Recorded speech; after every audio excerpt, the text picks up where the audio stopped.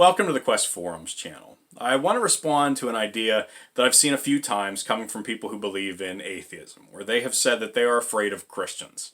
That they are afraid of us not because they think we're going to do anything to harm them, but because we supposedly say that it's impossible to be moral without believing in God.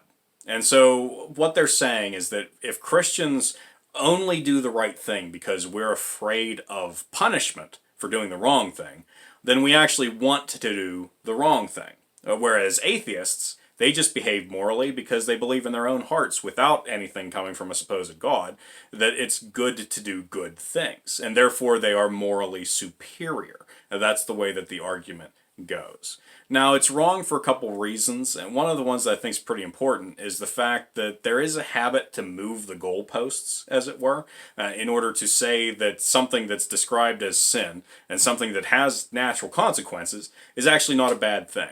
And so you can look at things like drunkenness and drug abuse and abortion and sexual sins. These are all things that it's not just the Bible that says they're wrong, it's human experience that says they're wrong. But atheists redefine them and then celebrate them and then say that they are moral because of the new rules that they've put in place. So again, that's self-righteousness, that's not actual morality. But more important to that, more to the point that I want to discuss here, is the fact that Christians have been guilty of presenting this the wrong way.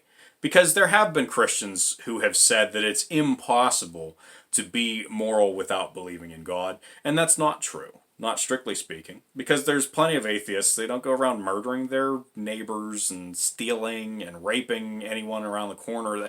That's not the way that they live. So they do behave morally. And so it's not that it's impossible to be moral without believing in God.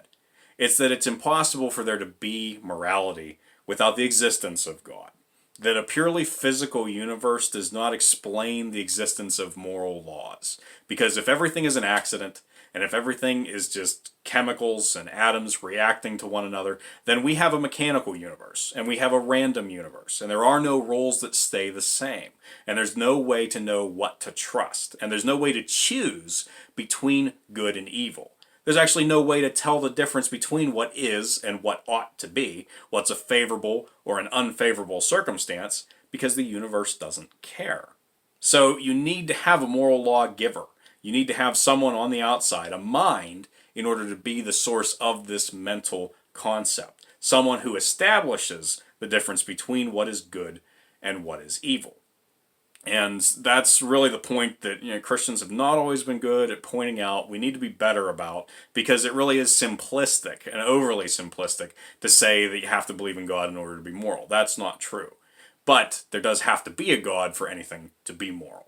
And we need to be good about explaining that and putting that out there for people to understand so that this argument can't be used anymore, because ultimately it is a flawed one.